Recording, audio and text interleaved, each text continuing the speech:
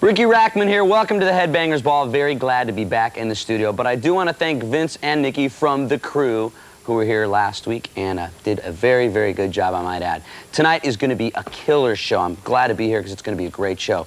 We got members of Nirvana, a band that everybody in the world seems to be talking about lately, and also a band called Sepultura, who was just originally, we used to talk about them as just being a great heavy metal band from Brazil, but now they're selling out large venues in the States. We've also got the Triple Thrash Threat, and in it is Megadeth, Seika, and Overkill. And we've got the Frantic Fringe with the hardcore and a debut from Ugly Kid Joe. Plus, you're going to see debuts from Thunder, Little Angels, The Bogeyman, and a very special debut from Queensryche. And what you're going to do is you're going to get a taste of Operation Live Crime, which is this new thing that Queensryche's putting out, and it's a box set that the band's about to release. And it's got a video, and they also got the live CD called, I think it's Operation Live Crime, and it's very, very cool. Tonight, we're going to play the live version of Speak. But right now, here is the world premiere from Tesla. This is Call It What You Want.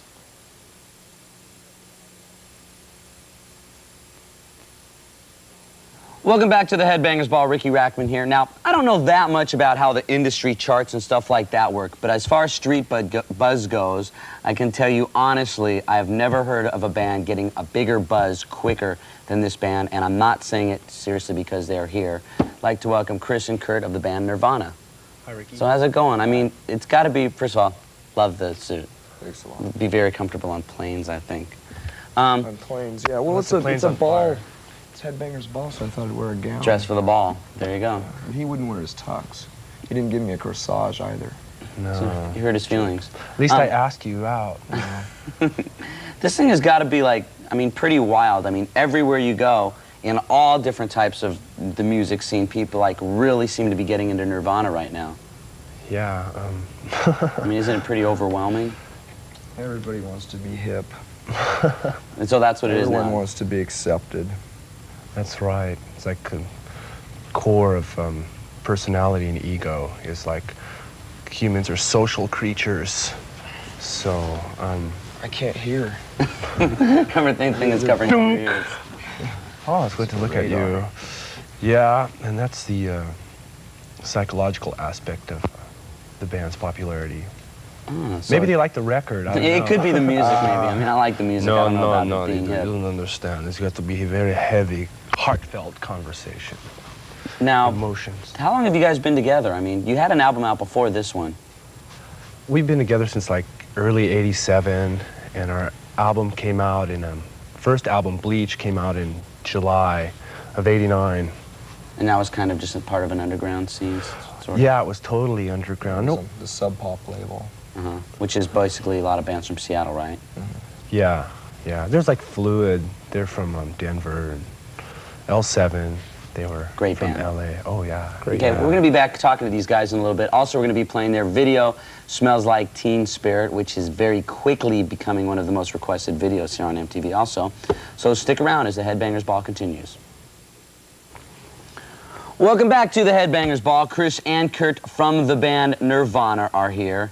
And you are a band that is also from Washington, but you're not from the, quote, Seattle area now, right? No, we live on the I-5 corridor. Kurt lives in Olympia, and I live in Tacoma. Because if you notice, it's like all these bands lately, with the Alice in Chains and the Soundgarden, you know, everybody's like, oh, the big emerging Seattle rock scene. I mean, when you guys started, were you playing clubs with those bands? No, we were playing clubs with like Mudhoney and Tad. Fluid.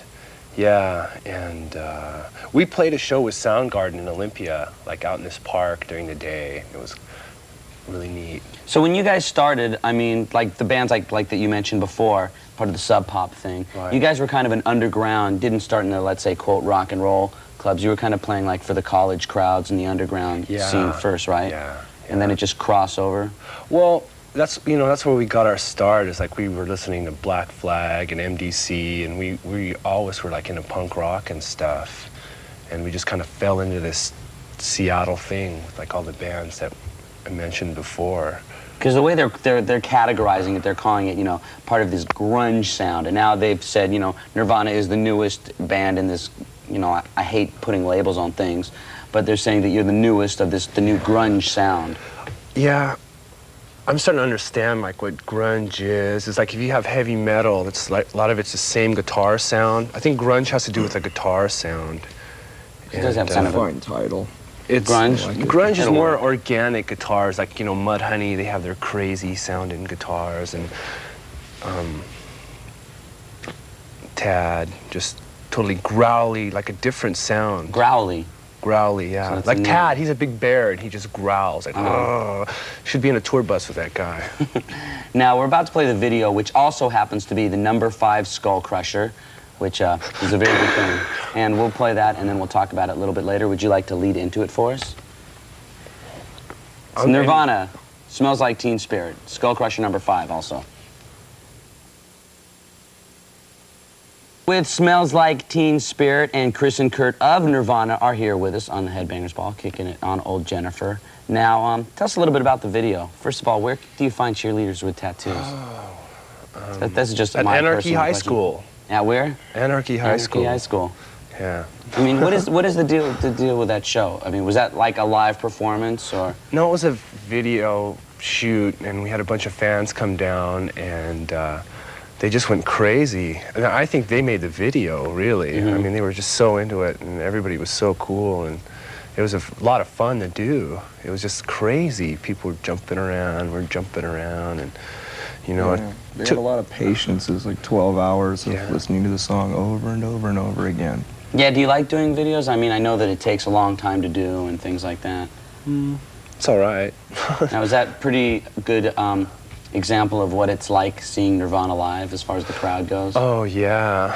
Yeah, pretty much. Yeah, people just get wild. Do you see when you go out and play shows, the crowds are getting different? Like you said before, you started with the kind of the underground scene, and now, I mean, all the kids that are into all different types of bands are really getting into Nirvana. Yeah, we see that we're kind of spreading out and getting more mainstream type people, but in doing that, we hope that we could turn them on to like different types of music, like maybe the underground scene, and there's more bands out there than just like these mainstream giant Harley riding rock bands. That's kind of one of our missions. Just to turn everybody on, also help, all the other bands that you kind of listen to? Because they're really good. I mean, the bands they've got something to offer musically. All the bands that I support are like really real, and they're like got their own thing going, and the bands have like good values too, like political opinions, and it's a neat thing. We'll talk a little bit about some of those bands and other stuff when we come back, but right now we're going to be playing a band that you've heard me say good things about a lot. They're called Infectious Grooves, and their tour with Ozzy starts November 12th in Austin, Texas, and if you go to some of those shows, I just may be there because I'm going to try to go to as many of those shows as I can. This band I dig a real lot. This is Infectious Grooves with Punk It Up. It's the Headbangers Ball. Chris and Kurt of Nirvana are here with us in the studio. Now I want to talk a little bit about the new album, which is called Nevermind. Is it new? Has it been out for a while and everybo's just getting into it?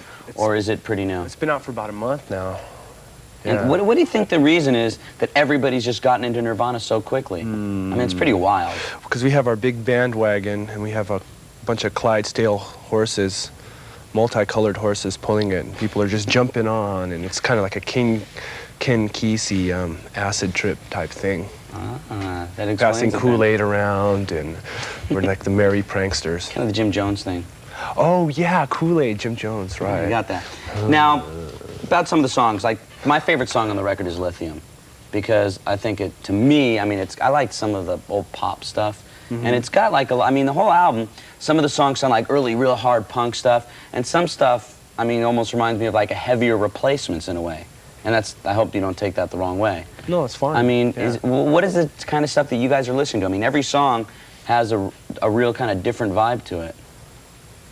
Well, we listen to music. We like all kinds of stuff. Lead Belly, Bikini Kill, The Breeders, The Pixies, R.E.M., The Melvins, Patsy I've heard of Cline. 3 of those Patsy bands. Cline. Patsy Cline. Yeah. The Vaselines. Public Enemy. I mean, if we think there's substance there, I mean, a band has something to offer, I mean, we'll like get into it. Like, for instance, what's your favorite song on the record? I don't know. It's just like I have a lot of favorite bands, you know, but I don't have a favorite song because I kind of just like the band and the record. It's hard to say, and it's, you know, I play on the record, so I couldn't really tell you. Does the whole band contribute in the writing process?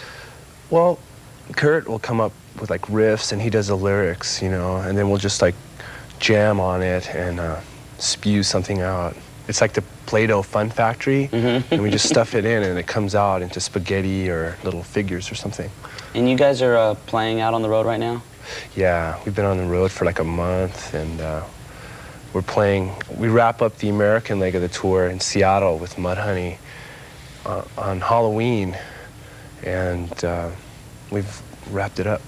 So look for these guys hopefully to come back to the States soon. And thank you very much for kicking back on the ball with us and finding us about Nirvana, which everybody, like I said, seems to be talking about right now. Right now, it is time for tonight's Ball Buster competition, and in the Ball Buster are good songs this time. Here's a look at what happened last week with the battle.